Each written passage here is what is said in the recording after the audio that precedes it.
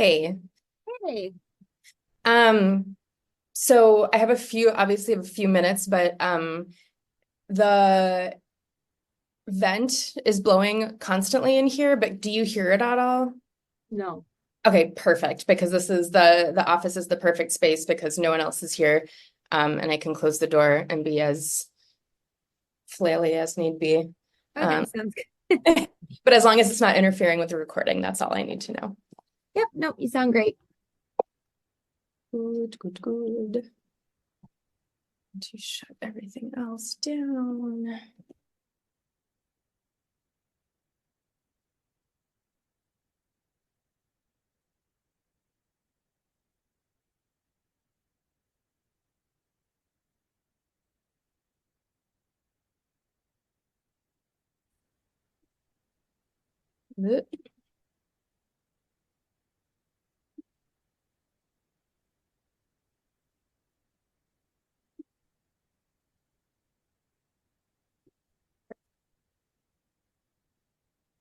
And is there meant to be a Q&A after or I think so. I think that is built in. But it's kind of up to you and what you want to do. yeah, So no, I would absolutely love to.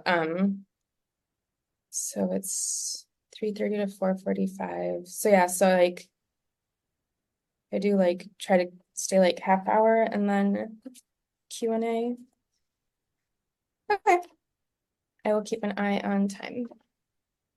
good. This classy white brick background. I know. I have one too. You just can't see it. Mine's green though.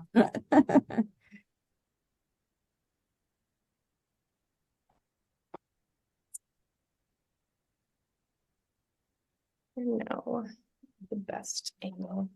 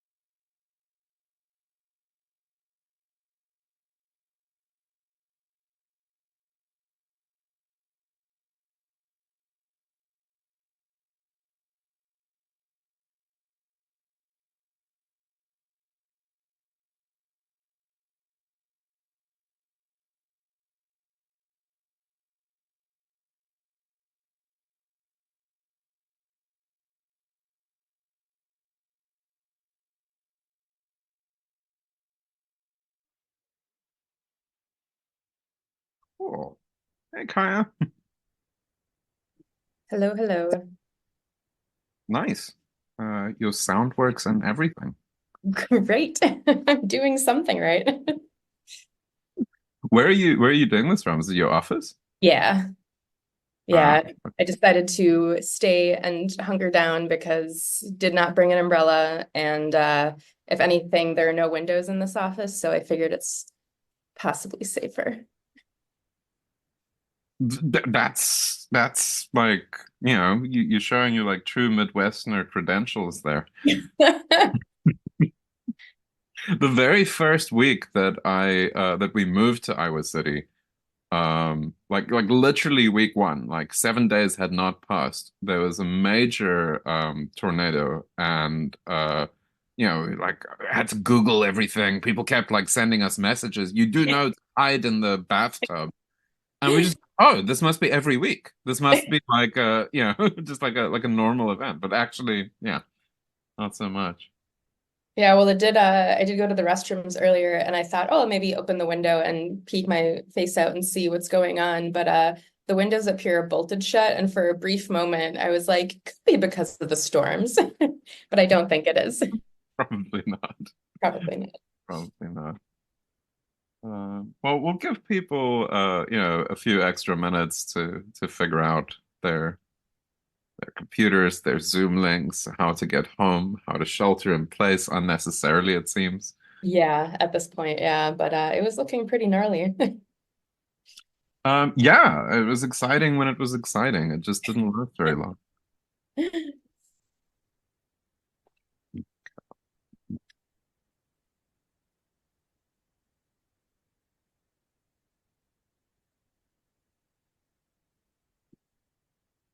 Well, we'll get another wave by the time the talk is done, so that all works out. Oh, is that what's scheduled? Yeah, I think that's what the radar looks like. Yep. Oh, good. Then my conscience is clear.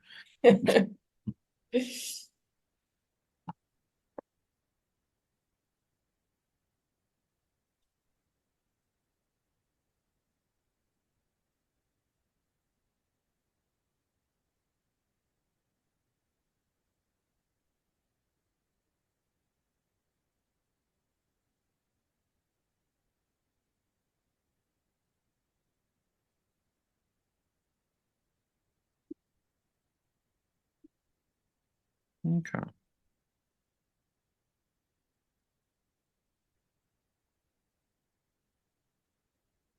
feel like maybe now is a reasonable time to start. Yeah. Yeah, if people can still trickle in on the Zoom if they so wish.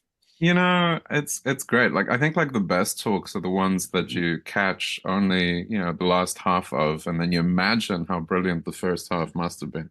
Yes. Um, yeah, well, thank you everyone for joining us. And as Sod's Law would have it, probably it's unnecessary for us all to be on Zoom because there seems to be a beautiful break in the weather, but I guess that's how these things go. So those of you who actually read the bios when we advertise these event invitations will know exactly what I'm about to say, word for word even, about Kaija Straumanis. And I guess the only added value that I have to offer would be my comical mispronunciation of the Latvian names. So Kaija Straumanis is an award-winning translator from the Latvian and the editorial director at Open Letter Books. Her published translations include works by Inga Abele, Zygmunt's, I'm going to say, Skujens, Oh, very nice. Yanis Jonevs, and Gundega Repše, among others. Her current projects include Forest Daughters, for which she received a 2020 NEA Literature and Translation Fellowship, and The River by Laura Vinogradova, which is forthcoming next year from Open Letter Books. One of the three titles in Open Letter's 2024 Translator Triptych, brilliant idea, and this is something that Kaija also curated. So that's the potted bio that you had the opportunity to read. And to that, I guess I must add that when we were selecting the translator in residence for this semester, we were incredibly excited to bring, in the form of Kaija, Not only a very talented translator with a wicked sense of humor and a wonderfully accessible approach to her craft, but also someone who works very closely with world literary texts, both as a translator and as an editor. The reports from the students in her workshop suggest that we were absolutely right to be excited. She's been an enormous hit.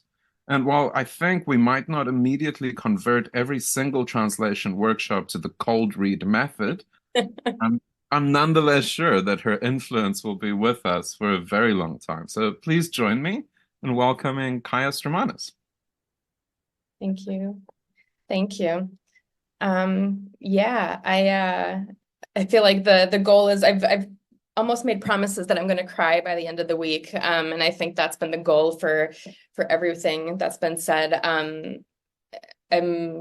Yeah, very, very grateful to the Division of World Languages, Literatures, and Cultures. Very grateful to you, Jan, and to Aron and everyone else for running the residency, for translators, and for having me. And thank you to the professors for sharing their students with me, and to the students for sharing themselves and the things they've been working on. It's been nothing short of a total dream and absolute pleasure to be here for the last 5 weeks and be part of the workshops. And I think the cold read was exciting and scary at first, but I think also they enjoyed it in some ways and also made them value more the non-cold read for the other workshops. So I think it's been a success overall. So I guess without, any real further ado, I can just hit it. Yeah. Okay. I'm trying to make myself as large as possible, but maybe I'll do gallery, not as large. Anyway, okay, so not a whole lot to add myself to Jan's introduction, except that the Latvian translator triptych is now slated for 2025 because things got pushed back. But that is a small piece of information. And yeah, so what I decided I really wanted to talk about today is what it's like being a heritage speaker who is also working in literary translation, and also what it means to me to be a heritage speaker working literary translation. And I would love to, if there's time at the end, I would love to hear from others about their experiences, either similar or adjacent. And so my personal background, I am second generation Latvian American, which means that my parents were both born in the United States. Both sets of grandparents are Latvian from Latvia. They emigrated, escaped, traveled, however you want to call it, got out of Dodge in the late 1940s, 1950s from Latvia, emigrated to the United States. Born and raised in Minnesota. So that's that Midwestern twang I probably will have. Because both sides of my family are Latvian, that was like double down on the cultural guilt and other things from my grandparents and my parents, which is mostly a joke. It's because I don't feel any trauma from growing up not essentially, but growing up bilingual and bicultural. So for me, Latvian was my first language. I spoke it exclusively at home. Or no, we spoke exclusively Latvian in the home growing up. I went to Latvian school on the weekends, which is basically like kind of parts like kindergarten or daycare in Latvian for the younger kids. And then as you get older, you're doing more literature, geography, history, grammar. That was every Saturday during the school year. I did have homework. The worst part was when my dad was the principal and also the teacher for my class, the oldest class, because then there's no escaping. And I also went to Latvian summer camp, which was a combination of, again, like going to a kids camp where it's just activities and crafts and it's all in Latvian. And then later on, I did go to the high school camp, which was a 6-week period of time where we spent the summer doing a full day of classes of doing literature, geography, history, grammar, and then we're sort of encouraged to do extracurriculars in the afternoon. And I grew up in Minneapolis, St. Paul, where there is a pretty sizable Latvian American community. So that made Latvian school possible. We had a good amount of people there growing up. There's a congregation as well. And so we did a lot of, we had times where we dressed up in folk costumes, and for national, for Latvian celebrations or for holidays. And yeah, I learned English essentially from preschool and the television, and then took off from there. And that's my experience. One of my best friends grew up down the road from Kelly Ripa in New Jersey and was put into ESL as a first grader. So like the diaspora experience is varied and different and entertaining as well. So what I wanted to also talk about is kind of the pitfalls and the benefits of being a heritage speaker in the translation world. I'm just going to switch to saying heritage translator, because for me, I am largely working from my mother tongue into my also mother tongue, or the language that I grew up around. And I did go to grade school, college, all that, in the States. So everything, my education was in English.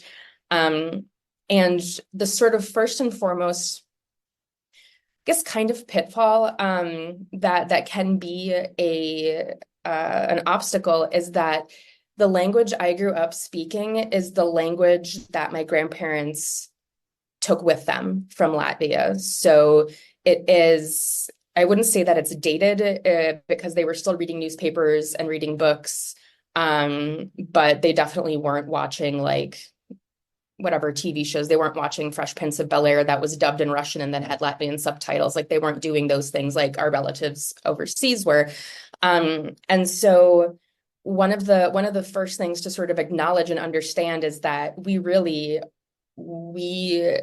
like my generation grew up and my parents' generation speaking the language that they left the country with. So we don't have like some simple comparisons is that my Latvian is not as, I would say, like lyrical or like up and down tonal wise as that of my relatives in Latvia, because I didn't grow up with the post-Soviet influence and with the Russian influence. And I think Russian speakers, at least who I've met, it's very musical up and down tonally. And so for better or for worse, I speak pretty flatly. And also some words where my generation of friends and relatives in Latvia who grew up and were born in Latvia, I'll say a word and they'll be like, oh, that's a word that my grandmother used. And I'll be like, yeah, I know, because that's the word that my grandmother also used. And that's the word that we grew up using. So that also goes hand in hand with that growing up and going, I'm going to focus a lot on these Latvian schools and the Latvian camp and specifically with literature, because growing up, we were largely presented with national awakening literature. So these are Latvia's like big name poets, authors who were writing in opposition to occupation or very pro-Latvian independence.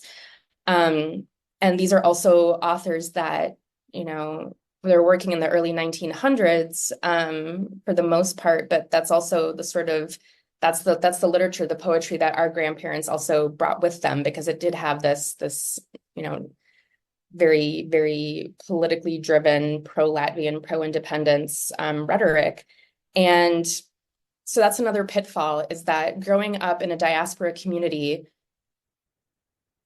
the content that you're given is very curated. So we, like every single year, we had the same poets, the same authors, largely poets that we were presented with, both in Latvian school and in camp. So we'd have like exams at the end of the summer, and literature, it's always the same super old dead people who are very important. And I don't want to negate their influence or their importance at all, because they are foundational authors for much of Latvian literature and for other countries as well. But that content did not, and I believe still does not change. So we were reading authors who were writing in the early 1900s who were very important to that national awakening. However, they're important, they're evergreen, but it's not all there is. And that's something where once I became more interested in literature and Latvian literature, outside of what we were being given, I sort of had to get there on my own. It wasn't something that was like, I guess, easily accessible or easily made. We weren't easily made aware of it. So, you know, I was lucky in that my family on both sides, very, very big readers, very voracious readers. My father and grandfather in particular were always acquiring more content from Latvia, be it new plays or books, newspapers, magazines. So I did have more of a window into the way that the language was and is and continues to develop. And that's something where I'm sure everyone has heard this, that language is a living thing. It's going to change and morph and develop and acquire new things, which most people, I think the diaspora community, especially my age, like I said, it's not something that is just like, no one would be like, oh, have you read like the Twilight series of Latvia? Like no one's talking about that because they want to focus on that patriotic aspect. And there's like I mentioned, the language thing. And so because of not really knowing, as a teenager, not really knowing what was going on in Latvia literature wise, there's also there's a disconnect of also understanding what is going on. Like we were so told what is going on in the past and where we've come from, that things that are going on currently or had been going on as we were teenagers, you didn't really think about it. So for example, there's one of the first books I worked on, Jelgava 94, which is in English they translated as Doom 94. It's this autobiographical novel about the author growing up in 1994 in Jelgava, which is like 30 minutes outside of Riga, the capital city. So it's sort of a suburb, and just like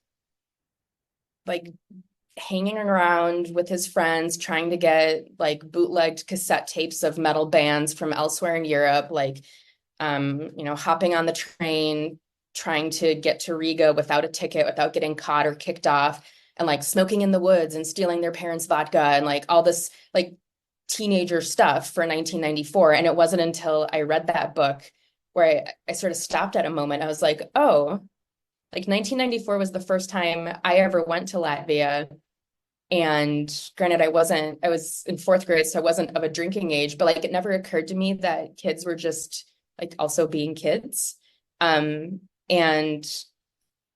like it seems so obvious, but that's something where because of that diaspora, like we, that it all kind of goes back into upkeeping this sort of we had to fight to be here, or we had to, those of us who were able to get out got out, which is a very, I think it's not just the Baltic narrative, it's the narrative of so many small nations and larger nations, and just not being aware that these normal things also happen elsewhere. And with that book in particular is that's the point where I kind of became aware that, oh, there are a lot of issues or pitfalls of growing up in a diaspora community and being a heritage speaker, because like I didn't think about what teenagers were doing in Latvia. And so having to like reconcile the language and the thought process of that, I don't know a lot of slang because most of the slang is Russian, and I did not grow up speaking Russian. Not everybody in Latvia did either in my generation, but there are a lot of times where I either have to guess, or if I do have access to the author, I can ask them. But I'm still learning as I go along. And the other thing that can be hard is getting used to the literary language of one of your languages. And it's interesting for me because I feel like I can read Latvian literature, I can read contemporary classic literature and be totally fine, understand everything that's going on. Sometimes there are some really windy and complicated sentences where, not unlike German, you're like trying to figure out like what belongs to the subject or the action and all of that.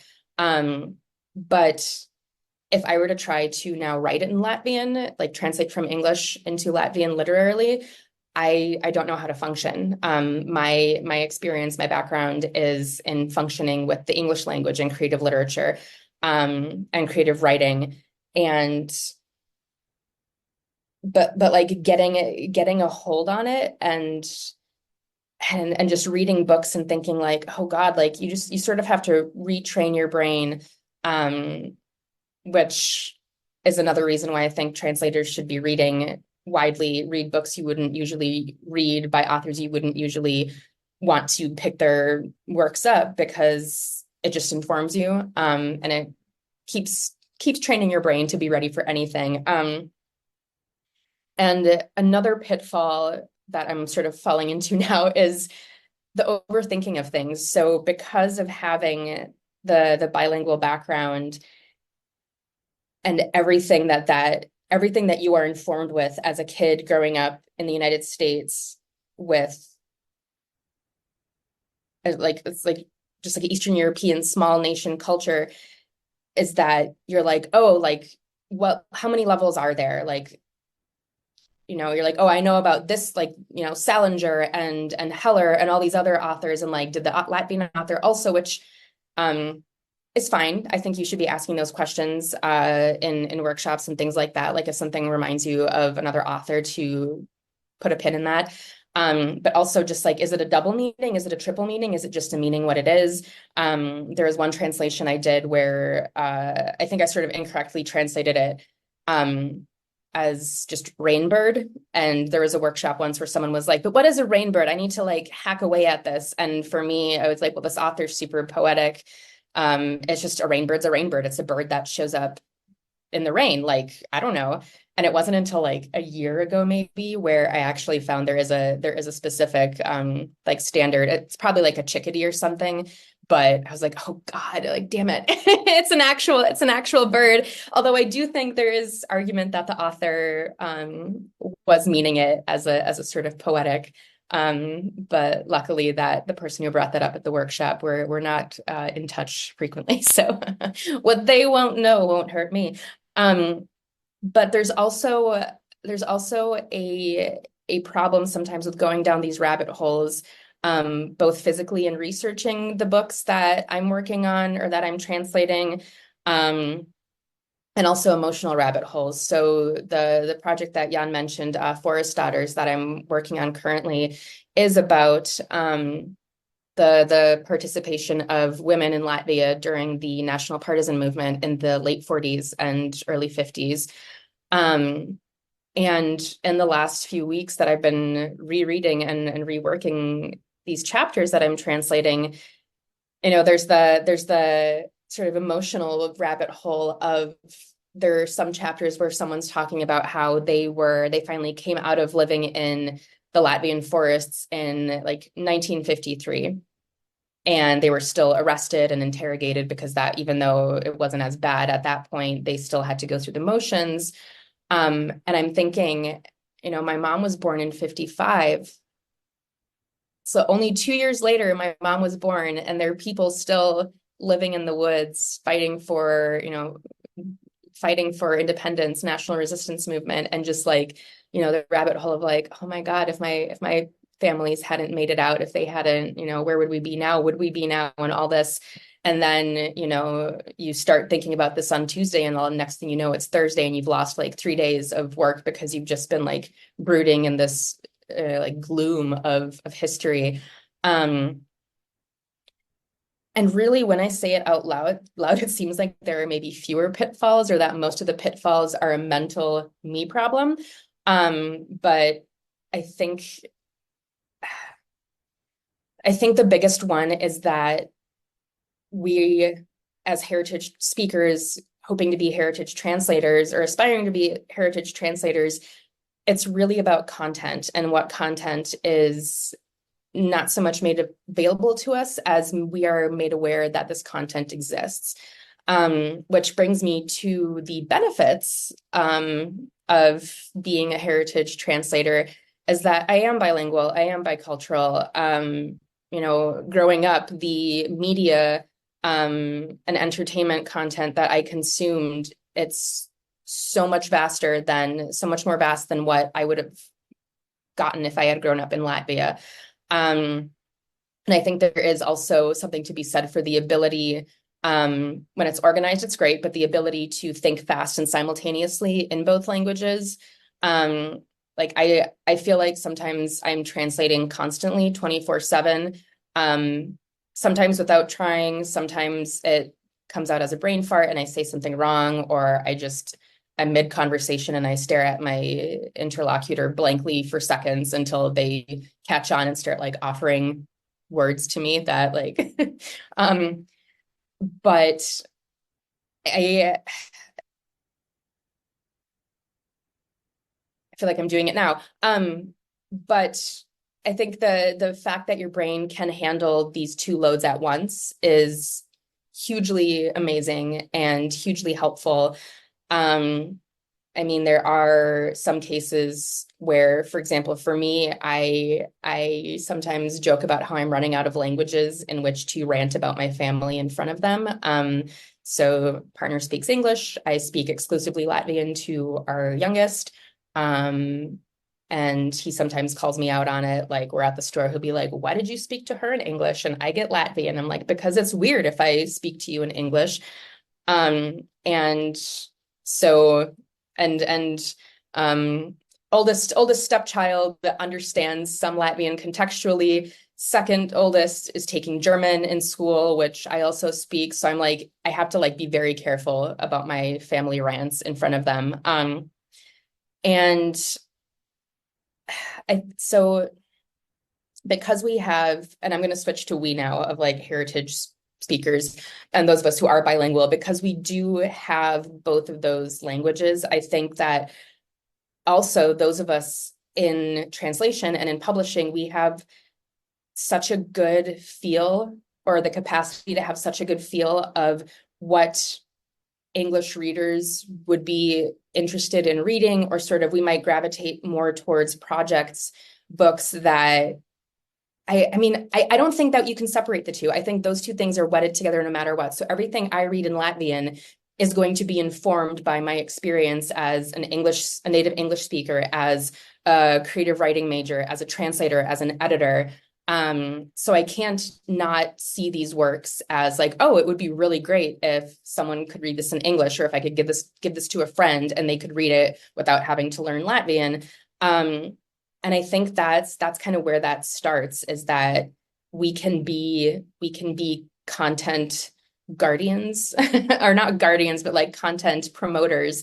And because I think heritage translators, we are code switching masters. We grow up speaking Latvian in front of our parents or in front of the camp counselor, and as soon as they turn their backs, we're speaking to each other in English, or we're mixing the two languages together. And so I think like our capacity to understand how to work humor or irony, or I don't want to say it's better, because that's not fair, because like, there's some truly lovely and boring Latvians for sure.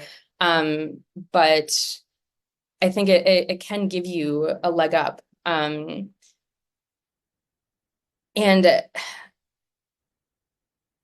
we're so well positioned to not just work forward, I think, toward bringing our small nation literatures or our bilingual literatures into an English speaking audience, but we're also, I think, well positioned to bring it back. I think the majority of people my age who grew up in Latvian communities outside of Latvia, so many of them are more geared toward the business world,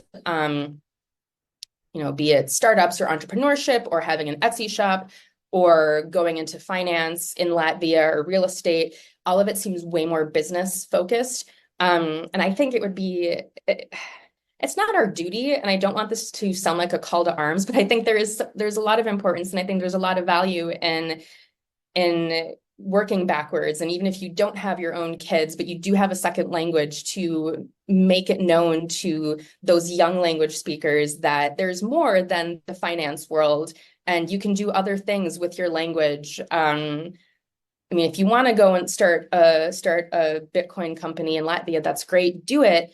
But so much of our upbringing, and I think the diaspora upbringing, is rooted in literature, be it the oral tradition or books, where I feel like keeping an emphasis on that, because otherwise, where does it go?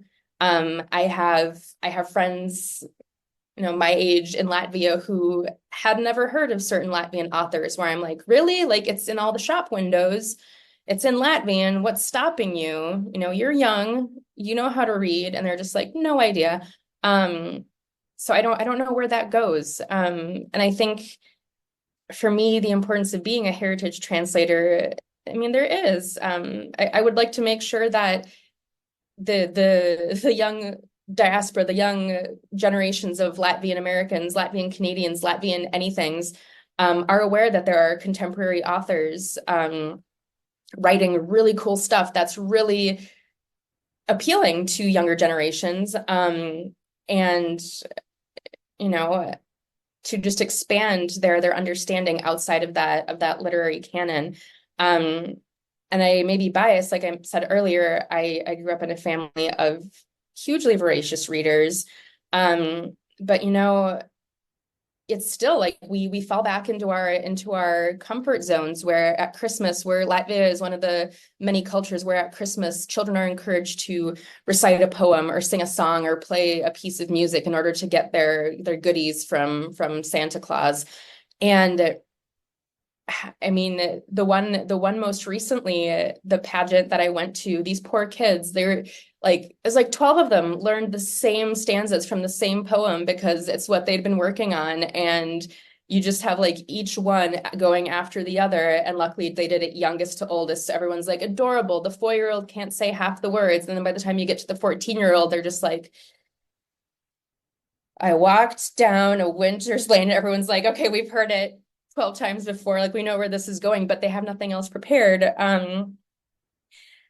And it's great, but I want to see more, and I want to work toward more. So for me, getting out of just fiction, going into nonfiction, I would love to try children's literature, all these things, because I think if the material is as old as dirt in a world of Nintendo Switch and Roblox, how are we supposed to keep an interest for the heritage speakers in the language? Like I've tried to look for YouTube gamers in Latvian for my 6-year-old. They don't exist. Or if they exist, he'll watch it for a minute and he'll go, this is boring. Like he'd rather watch the 20-year-olds in Los Angeles being like, yo, games, like something exciting. And so I don't want to have to struggle to keep it alive, but at the same time, I'm happy to do it, I guess. And I just, the diaspora community and the importance of diaspora that was hammered into me, that is something that did stoke my personal literary fires for Latvian literature at large, and why I'm here, why I'm working in translation, and why I want to work in editing, and why I want to be involved in the Latvian literary world. But I don't think that we can depend on our country's foundational authors to carry that and have a forward movement forward. So I think and also, like I said earlier, that part of the beauty of literature and language is that they are living things and they do change. And, that's why retranslations exist and why retranslations might not always be a good idea, but I think it's always a good question to bring up. Because, it's 2024, 10 years ago, it was 2014, 10 years before that, it was 2004. The world changes, everything changes. And I do believe that heritage speakers and heritage translators, we are one of the important pieces to keeping our literatures in a state of constant growth. And I wouldn't change any of my trauma or non-trauma for it at all. But I think it does help. And it's a beautiful thing to be able to use that heritage upbringing and language for something creative. And those are the notes. Those are the things that I had to say. I thank you. But I also want to be able to hear about it. I mean, the more I think about it, the more I think it's an important topic, or it should be discussed more often, and not keep it just to heritage speakers, but bilingual as well. I think there's a difference. I truthfully only came to the term heritage speaker maybe 2 months ago. So like right before coming here. I'm still a little iffy on how I feel about the term. But I know it's a positive term, and it's not a yeah. So but I'd love to hear any questions or hear about anybody else's experience being heritage speaker or bilingual and working in translation. Thank you so much, Kyle. Well, first, let's give like a proper applause. I think this term heritage speaker has become a really just increasingly in the ether here at Iowa too. And one of the most important things is just to hear one by one different people's experiences, background, and where they came from. So this was really lovely. We have plenty of time for questions, though, and so please, anyone who wants to jump on any of the many rich threads that Kaija threw out there, now's your opportunity. And I think maybe just unmute yourself and speak, because it's like one of those things where there's a sea of faces. Yeah, you can do the raise hand, or if you don't want to speak, I think the chat is open. You can throw questions into the chat as well. Hi, Bella here. I'm just jumping in. Thank you so much for your talk, Kaija. I was curious about how you think being a heritage speaker, or having that connection to culture, affects your selection of texts that you're interested in. Yeah, absolutely. That's a good question that brings me back to what I was saying about, I don't think that I can, like my preferences as a reader, I don't think I can now so easily dissociate that from, if I pick up a book in Latvian and I'm reading it and I love it, I'm going to finish it. I probably already start thinking like, oh, could this be translated? Do I want to do it? Do I have any friends I could convince to do it, because it's, to get it going further? Or if I don't like it, like I do with English language books that I don't like, I put it down and I don't go any further with it. So that doesn't quite answer the question specifically, but I think it does inform it, because I try to be as open as possible now.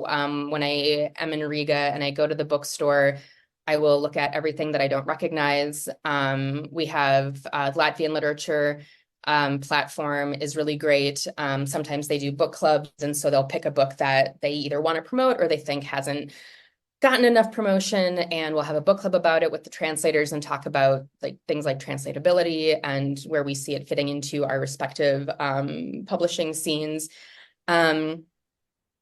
So yeah, I always try to start out being an open-minded reader. And Yeah, then I guess what I'm asking, like, to you and to anyone else in the audience, is that, do you think that when you consider the body of work that you have made as a translator and the kinds of things that you have gravitated towards, do you feel like that selection and that curation is informed by a sense of like um a necessity, like a cultural translation, that like you're like, okay, like people don't know this about Latvia yet, and this is something I know that like I recognize because of, my particular background, that I feel like I have to bring into the, pantheon or whatever of Latvian literature and English translation, or like that you yeah, that you care about specific communities or specific forms of cultural representation. And again, this question isn't just to Kaya. I just feel like coming from my background, I think like one of the things that informs what I'm interested in is an awareness of what is known and what is not yet known. That comes from having that background. yeah, I mean that's exactly I think why I was interested in working on this Forest Daughters book about the partisans, because even for me, um, I think it's important, not just for Latvians, but I think it's important to, in this day and age, to know that there is a female voice, that women have been participating in all these things the entire time. So yeah, like right now, the Forest Daughters book, I grew up being, told about and lauded, like hearing people laud the Forest brothers, which is the men. And then when this book came out, I similarly to the kids like sneaking vodka in 1994, I was like, oh, of course women participated in the national partisan movement. Why wouldn't they? And so for me, that was one of the drives why I wanted to do work on this book, why I thought it warranted spending time applying to the NEA for a grant, because yeah, just to, because the female voice is important. I think the female experience is important. And that's definitely something where I see myself gravitating now more to authors who either identify as feminist or are, you know, female authors working in Latvia who are offering different styles and structures. So for me, that's my personal it's a combination of like, yeah, I want this historical thing to be known, that it happened, that the national partisan movement happened, that women were involved in it. And then just I'm definitely gravitating in general more to female driven literature. I don't know if anybody else has response to Bella's question. Maybe I can say something. I'm very sorry. My raise a hand function is not working. I apologize. Thank you so much for this very beautiful and personal account, Kaija. It just sort of meant a lot to me as well. As you know, I am also some kind of a heritage speaker who is translating. To address Bella's question, it really does, on one level, it really does depend on where you are intersecting with the culture, right? As you were describing so correctly. But also it depends on how much of your culture already is represented. I mean, for Latvia and for Turkey, I mean, whether or not we want to, we are almost introducing sort of the sort of almost the initial texts, if you will, to create some kind of a map into which maybe much more smartly selected texts will be added, right? I mean, I never thought that what I was doing is sort of is sort of building the definitive canon of Turkish modernism when I was translating. Now, it so happened that it sort of evolved into it because I sort of developed a certain practice of choosing texts that then the texts that came to me were also of that kind, right? So perhaps you can also talk, comment on that a little bit, because, we really are in a very different place, those of us who are doing from the so-called smaller languages or minority languages, whatever. Yeah, I mean, that's kind of why I said I don't want it to sound like I'm giving a call to arms for making it our job. But I mean, I don't think there's a specific answer to that question, Aron. It's a wonderful question, but I'm thinking like, I try to also take cues from the literary world in Latvia. So like I mentioned, I have some of the authors I've translated. I have friends my age who have not read them, have not heard of them. Just hasn't happened. I haven't asked why yet, because I was more shocked than anything. But the Jelgava 94 book was the first, I think it came out in 2000, I don't remember, 2012, something like that in Latvia, but it was one of the first books that I noticed really took off in Latvia. Like the number of print runs, like I don't even know that the book is available. Like it's been sold out and reprinted and sold out. And that really grabbed my attention because I was used to my, friends and colleagues in Latvia not really talking about literature. And then all of a sudden there was this book. And of course, thinking about it later, it's because most of them were alive in 1994 and that resonated with them in a different way. But this was also a book that a lot of non-Latvians were picking up and reading and having a really good time reading. So yeah, I mean, I really, and it makes it hard to separate the publishing side of my life, editorial side, from that translation side as well, because there are times where I'm like, oh, I really, really like this book. I really love it, but I don't, I've brought it to workshops in Rochester and their response is like lukewarm at best. And that, it makes me frustrated because it's like, what are they not seeing in this book that I saw? And yeah, I don't want to become like the voice or the curator of Latvian literature into English because I don't think that's fair. But it is hard to sometimes feel like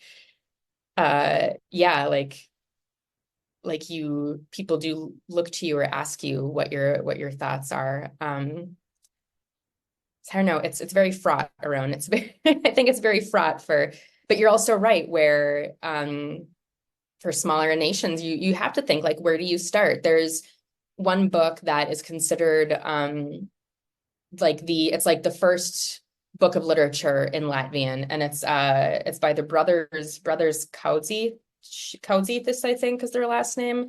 I should know more. I should remember more. But it's like the title would be translated to like the Times of the Land Surveyors, and it's truly like the first work of literature, considered one of the first, if not the first, works of literature. Right. Now I feel good that we're doing this on Zoom. Yeah, now I feel great that I don't have windows. So where it's like this historically important piece of literature, but then you look at it and you're like, God, it's so boring. And like, is it even worth it? Like, do we translate it because it's, like the canonical Latvian literary work, or do we just skip over it because it's so boring? I really hesitate to say that, but I mean, and I'm using words that my friends who born and raised in Latvia, like this was required reading for them in grade school, and you say the title of the book to them and they're always just like, ugh, that book. Why do you not like it? I don't know. I don't remember it. I just like, in one ear, out the other. So yeah, I think parsing between what books are important and finding a balance between importance, and I think also a lot of the hot words. I don't want to say readability. I don't want to say accessibility. I don't want to say saleability. All those words that we don't want to necessarily talk about. But yeah, like, is someone going to pick it up at Barnes and Noble and be riveted by it? Or are they going to be like, wow, this is really big? So You don't I'm really enjoying the impossible situation and Yes. incredible discomfort of having to act as a representative and ambassador and canon maker and all of those things. I did want to draw attention to the fact that there's some questions in the chat and in the Q&A. And one of the things that you alluded to earlier is that maybe heritage speakers have some sort of increased brain capacity for dealing with multiple languages. So let's test your brain capacity and maybe just read all of the questions and then see which ones you can answer. So we had one from Grace. And I think everything that's in the Q&A is now in the meeting chat. So like Grace asked, I'm curious what about Latvian diaspora literary scene written in Latvian looks like? Okay. And then also would be curious to know how you individually would define heritage speaker. And then Dabin followed up on that, saying, adding to Grace's question, I'm curious what the intersection between diaspora, which is another term that's quite big in a way, and heritage would be for you, or what each means or feels to you. I hope you got a pen and paper. We're going to keep going. Yeah, okay. And then Alicia asked, or maybe Alicia asked first, I'm not sure, but from the Q&A, clarifying the question, what specific translations, decisions, strategies, or priorities do you implement based on your knowledge of Latvian as a heritage speaker? And if you know other languages, do you see a difference, right? So like maybe when working with German, right? Adam asked, thank you for speaking to us today. My question is that you mentioned that your language was outdated due to when your family moved, which is a fascinating topic. When you translate, are you doing this in the older cell? Do you try to do more modern vision? I guess also like, how do you do that? How do you keep up? How do you avoid that sense of being dated? Okay, and then there's some people who just have to leave because like the weather gods are about to eat them. So yeah, but those are the main questions. Perfect. Yeah, I am not, Grace, I might ask you to clarify your first question, but I can, and while you do that, I will jump to the second one because I'll do a like round robin-y answer. So bear with me, but just pulling it up online, the definition of heritage speakers says usually refers to a person who has learned a language informally by being exposed to it at home as opposed to having learned it formally in a school setting, which to me, I'm like, great, I get that definition. The reason why I thought about it a lot, whether or not to bring it up as a point in the talk, but I figured I might be going a little too much into it. But so my definition or my identity as diaspora it's multifaceted. So I of course grew up, didn't grow up feeling like a refugee or an immigrant. I don't think my parents did either.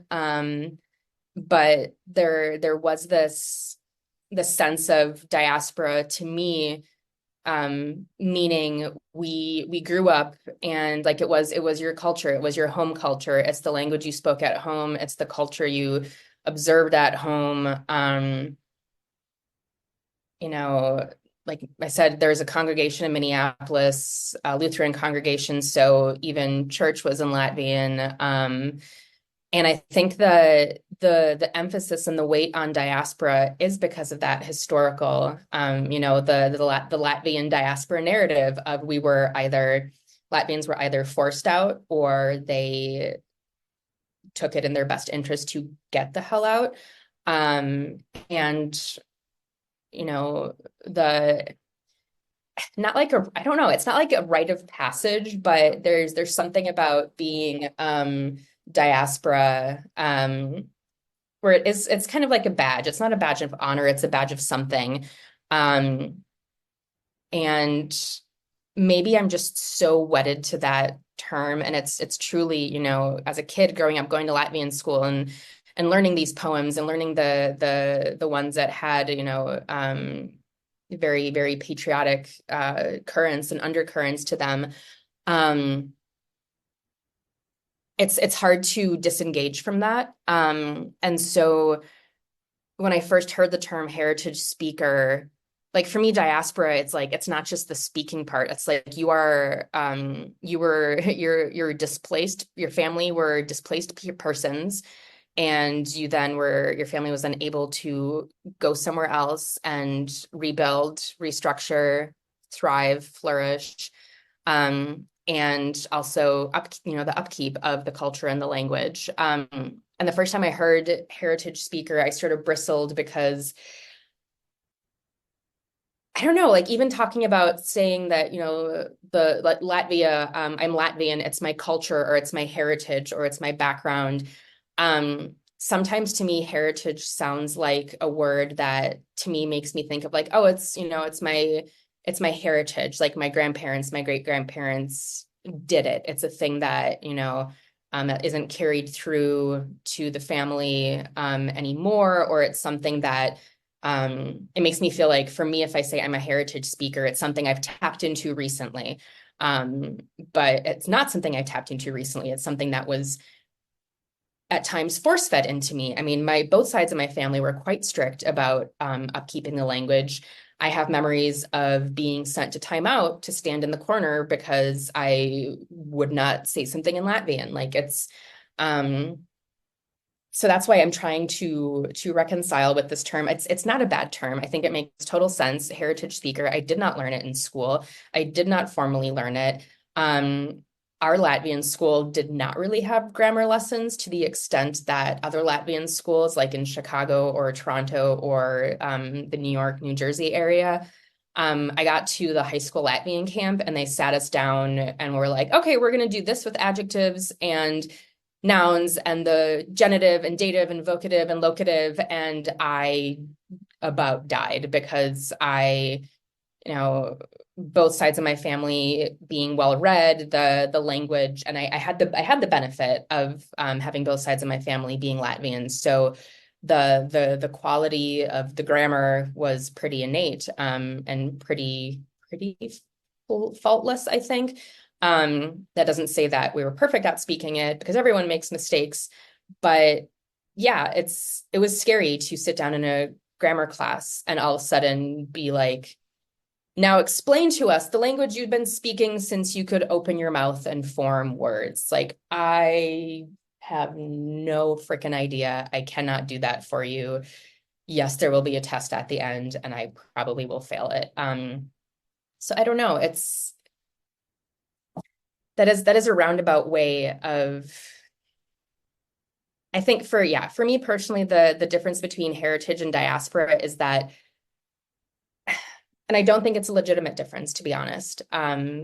It's just, I've grown up with that term of being a diaspora Latvian. And so it's really hard for me to shake in the same way that I think it shouldn't be hard for me to accept heritage speaker because I do consider myself an like native speaker, but with a grain of salt because Minnesota is not Latvia, so it's not really native. And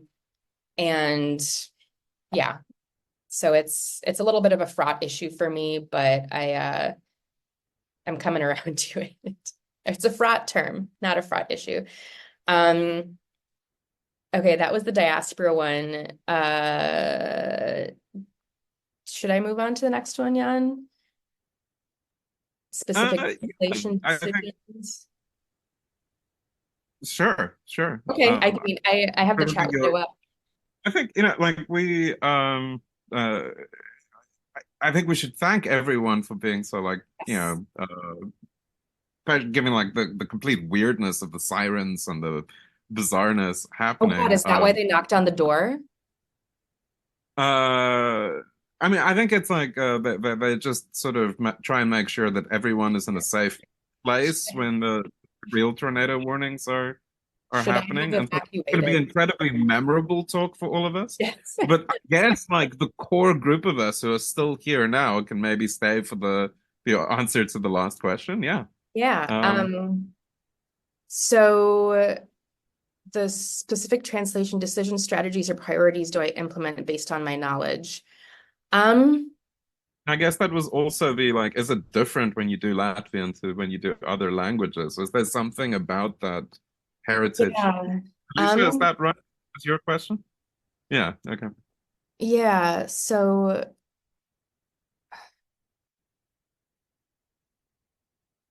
um I mean, purely from the technical aspect, when I am translating, I find it really best to work somewhere where I cannot easily access Wi-Fi, either because there is not Wi-Fi or I would have to get up and speak to a person in order to get the Wi-Fi password, because that keeps me off of the online dictionaries, and I think helps a little bit more with the flow. So what I usually do is translate, translate, translate. And if there's a word that I either don't off the bat understand, or more commonly, I'm gonna have to go down that rabbit hole and think about all the synonyms and what that word means to the sentence, what's the best option.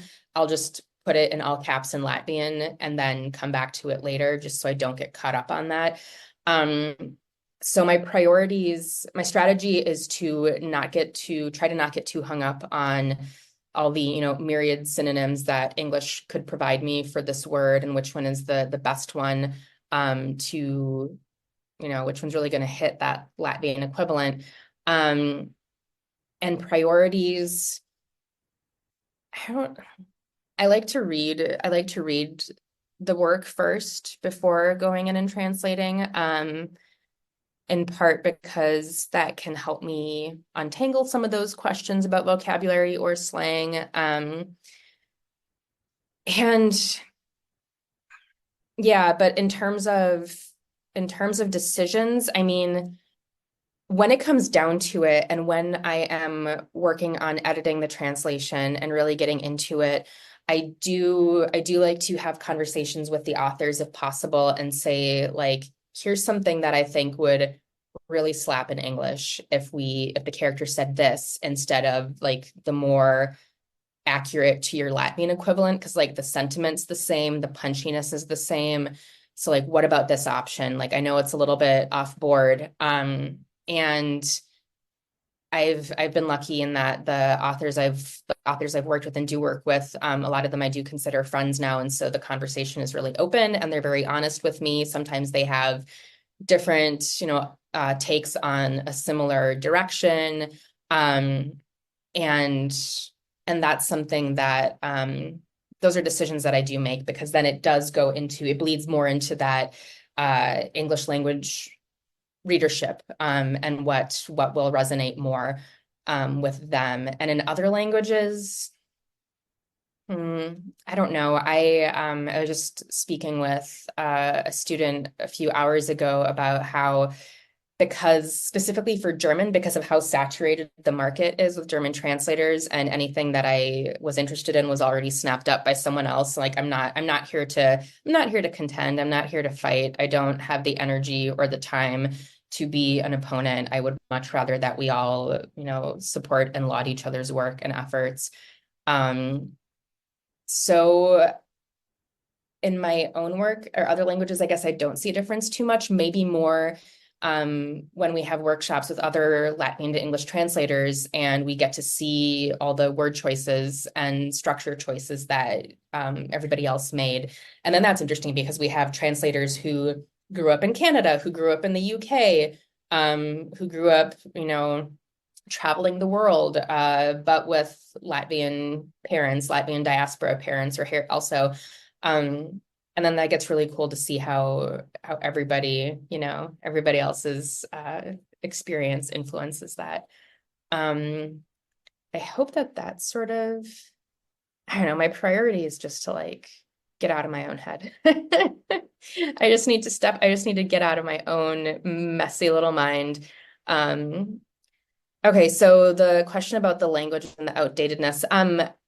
I what I did say is that I'm not saying that the language is outdated, because we had access, and not just my family had access to newspapers and magazines, and books coming out of Latvia, but much less than now, versus the 90s.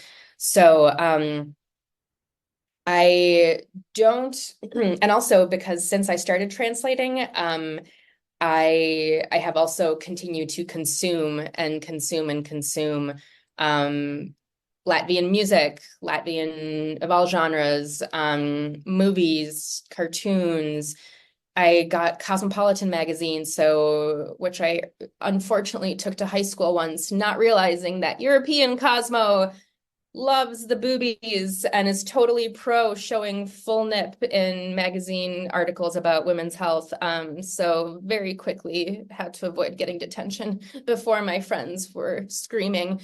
So like I kept up on changes and was maybe that helped. It definitely helped, because then I'm seeing like, I don't know, I can't think of it, but like at the time I'm like, oh, that's what they call makeup sponges, or like that's what mascara is called now, and seeing the evolution of these things. So no, I don't try to do anything in an older style. If we get into the nitty-gritty about, this, like this, like the Thomas Hardy of Latvia book that I was talking about, sorry, that gives you an insight about how I feel about Thomas Hardy. This foundational literary work, this like the first piece of literature of Latvia. I think that's a different conversation, and I don't think that has that much to do with being a heritage speaker. I think that has more to do with being aware of the different registers and tones that you can apply in your translation when you're working into English, in this case. So, I'm not going to take that book and translate a sample and have everyone be talking like, the way Snoop Dogg does his voiceovers for cooking videos on Instagram, which I've recently fallen in love with. Or is it gardening? It's something. It's fabulous. Look it up. So I'm not, I'm not modernizing the language, but I'm also not trying to keep it super dated. So yeah, I think that's more of an awareness of register and tone than language. It's growing up diaspora. Is there a lot of literature written by overseas Latvians in Latvian for an overseas Latvian audience? Beautiful, Grace. That was a great rewrite of that question. I don't think so. No, I don't think so. If there is, I'm not aware of it. I would love to be made aware of it. I can't think of any diaspora Latvians who are writing in Latvian for no, I can't think of it. I mean, there are Latvian authors who write in English. David Bezmorgis is one, the first one I can think of. But no, I don't think that no, but that would be really cool. I would like to see that. So no, we should put a call out. Oh, but wait. Hold on a second. Is there a lot of literature overseas Latvians in Latvian for? Oh yeah. Actually, okay. No, now I was thinking of currently. Yeah. So there are a lot of that, I think, would be connected to the fact that there were a lot of authors who either were not allowed to be published in Latvia during like the National Awakening periods, authors who were in exile. So in the very, very late 1890s and early 1900s, the Second National Awakening was like we had our boy Rainis, who's like the poet of Latvia. I think instigator start the 1905 revolution in Latvia, or had a large part to do with it. And so there was a period of time for sure where there were presses in the US or like publishers in the US who were publishing Latvian literature for Latvians at large, but it was happening in the US because these authors were not allowed to publish back home in Latvia. So, I mean, they weren't writing specifically for the community outside of Latvia, but that's definitely one way. And there are definitely a lot of authors. We have like, I don't know how many shelves of tomes where there was one publisher in particular that was just like, you know, people writing in Latvian. And for me, being completely ignorant of the history of this press, it just looks like they were like, you got a book, it's getting published. You got a book, wrap her up, like just to make these things accessible. But whether or not it's good literature, haven't read it, couldn't tell you. Don't know if it's captivating at all. Okay, and then if you could briefly talk about Latvian literature and translation in other English-speaking countries. The only one I can really speak to is the UK, because the UK, Latvia has the Latvian literature organization has spent a lot of hard hours, blood, sweat, and tears working with publishers and agents in the UK to get more Latvian literature out. And I think, I don't have the specific numbers on me, but I think it was upward of 40 books that they were able to get published in English in the UK. And I think that spans poetry, fiction, probably nonfiction also, across many different publishers. Those numbers do not exist yet in the United States. So working on getting those up, which is why I asked to be able to do the triptych. So that'll be 3 more books that we'll add to the North American list. But the culture of it, I don't know. I mean, that's not part of it. I'm inventing that. That's not part of the question, but the culture of publishing in the UK, I think, it's just going to be a lot more forthcoming to literatures from overseas. I think, you know, based off of UK's own history, you have the audience for almost anything. And all it really takes is an interested and dedicated publisher and editor to get more works out there from any language into English. Wonderful. I think like you've done a clean sweep of all the, questions from inquiring minds. It's been a fantastic talk, like in the middle of a storm that we'll all remember. Kaija will be here for another, what is it, 2 days? Yeah, like another, yeah. So for those of you who haven't had the privilege of being in Kaija's workshop, this is your last chance to be in touch and offer to buy her coffee or make sure you meet her while she's here among us. It's been a beautiful 5 weeks. Thank you so much, Kaija. Thank you, guys. Thank you for having me. And thank you everyone for coming. Thank you, Kaija.